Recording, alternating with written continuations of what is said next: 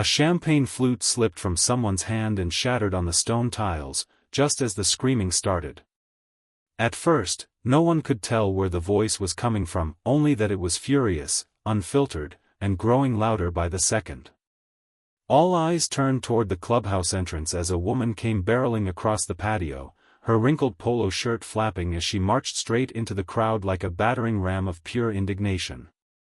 Her face was flushed with rage, her arms slicing the air as she screamed about corruption, elitism, and betrayal.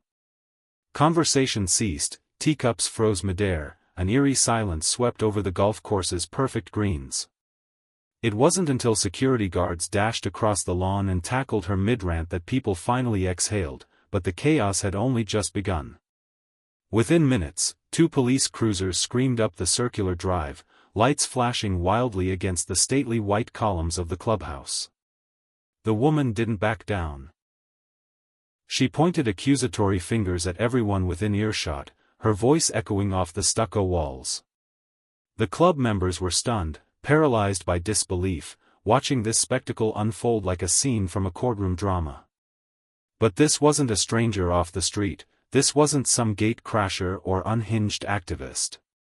This was Karen Hutchinson, the HOA president of Willowbrook Heights, the woman who had once proudly handed out neighborhood welcome kits and patted herself on the back for her commitment to community values. And now, she was being cuffed and loaded into the back of a squad car, still shouting about injustice and moral decay. The entire scene was a turning point, one that started, oddly enough, with a letter in my mailbox 3 months before the infamous meltdown. I received what I thought was a charming welcome to the neighborhood. A cream-colored envelope arrived with embossed lettering and a tasteful invitation to join the Willowbrook Country Club as a resident member. After years of loud, gritty city living, the prospect of soft green lawns and wine and cheese mixers sounded like heaven. I didn't see the harm.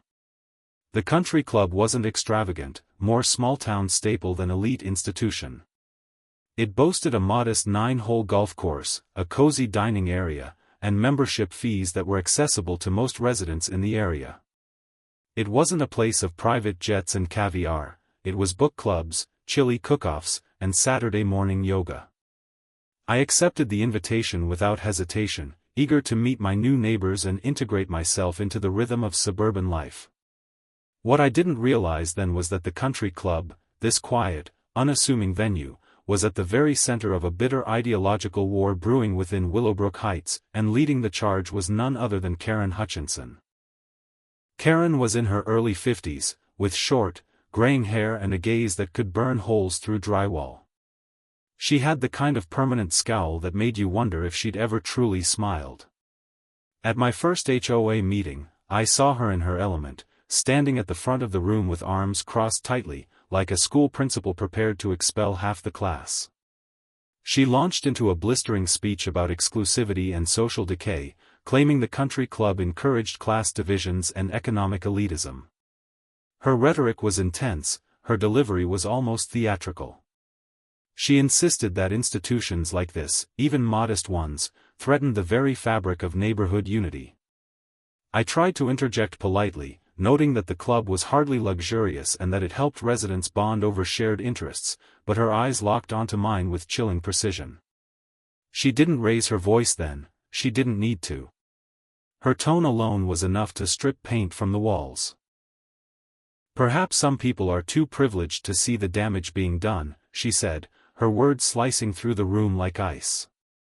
I remember the awkward shifting of neighbors in their chairs, some nodding along, others nervously silent. That was the moment I realized this wasn't just a difference of opinion, it was a battlefield, and I had unknowingly walked into the heart of it. The weeks that followed felt like a slow, suffocating war of attrition. Karen's hostility toward me became something of a spectacle. At every HOA meeting, she peppered her remarks with thinly veiled insults aimed directly at me, comments about residents pretending to be better than the rest, her eyes always drilling into mine. But it didn't stop there. Karen began targeting my property with a level of scrutiny that bordered on obsessive. She sent me official HOA notices for violations so minor they barely qualified as real. One week, it was my mailbox being 2 inches too far from the curb. The next, I got dinged for having decorative stones in my front garden that weren't on the approved color list. When I planted a few bright flowering bushes to liven up the yard, she was at my doorstep within hours, armed with a clipboard and a measuring tape, citing landscaping height restrictions with the fervor of a zoning inspector. Each notice came with threats, fines, legal action, potential liens. It was obvious to anyone paying attention that Karen wasn't enforcing rules, she was wielding her title as a personal weapon. Still, I stayed calm. I followed protocol, I filed appeals, I documented everything. But the real storm hit during the annual country club charity tournament. The event was light-hearted, designed to raise money for the local children's hospital. I'd volunteered to help with registration and was stationed at a table near the patio, handing out name tags and tournament packets. Families were gathered, kids played near the snack table, the air buzzed with music and optimism. Then I saw her. Karen stood at the club's main entrance, glaring in as if she were surveying enemy territory. Despite not being a member or invited, she had somehow convinced the front desk to let her in, claiming there was an urgent HOA issue she needed to address. What followed was surreal. She wandered around the grounds like a hawk circling a mouse, making snide comments to guests and openly criticizing how the community's resources were being misused for bougie self-indulgence. Her presence set off murmurs among the guests, but no one approached her, no one dared. That changed when she locked eyes with me across the patio. She stormed toward my table, face red, fists clenched, voice rising with every step. "This is what's wrong with America," she screamed, pointing at me like I just committed treason. "You're promoting division, feeding into elitism, turning our neighborhood into a caste system." I tried to de-escalate, quietly suggesting we step aside and talk, but she wasn't there to talk. Her voice turned into a shriek, accusing me of poisoning community values, of dividing neighbors, of prioritizing luxury over decency. And then, out of nowhere, she lunged. Both hands hit me square in the chest, shoving me back into the registration table. Clipboards flew, packets scattered, the entire patio went silent. Security sprinted in, phones came out, at least a dozen people were filming as Karen spun around, still shouting, completely oblivious to the fact that she had just committed assault in front of half the neighborhood. I steadied myself, heart pounding, trying to maintain composure as security restrained her and called for backup. Witnesses pointed to their phones, offering footage of the unprovoked attack. The club manager arrived and immediately contacted the police. Karen, meanwhile, began pacing wildly, muttering about conspiracies and community betrayal. She insisted she was the victim, persecuted for standing up to the elites. When the police arrived, her theatrics reached their peak. She accused me of staging the entire thing, claimed there was a plot against her, and began hurling wild accusations at anyone within earshot. But the video didn't lie. After reviewing the footage, officers placed her under arrest. She screamed about injustice and corruption as she was handcuffed, her voice echoing across the perfectly trimmed lawns of the Willowbrook Country Club.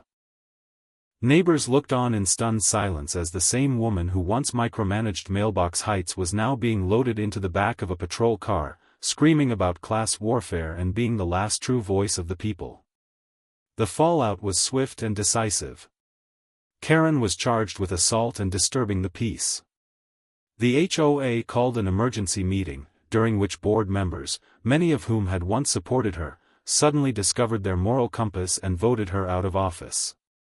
The motion passed almost unanimously. Publicly, they claimed to be shocked by her behavior. Privately, they were scrambling to distance themselves from the legal liability. In court, the judge showed little patience. Karen was sentenced to 6 months in jail, a $5,000 fine, mandatory anger management, and community service. When the sentence was read, she erupted into one final tirade, her face pale, her voice trembling with disbelief. She accused the entire system of bias, declared herself a political prisoner of elitist America, and had to be physically removed from the courtroom. And just like that, the self-appointed queen of Willowbrook Heights lost her crown. But for those of us who lived through it, the real story wasn't just about her fall. It was about what happens when power, paranoia, and a petty grudge are left unchecked in the hands of someone desperate to control a community that was never theirs to begin with. If you found this story as jaw-dropping as we did, don't forget to hit that subscribe button. There's more real-life drama, outrageous HOA power trips, and suburban chaos coming your way. Tap the bell icon so you never miss a moment of neighborhood madness. Trust me, you won't believe what happens next.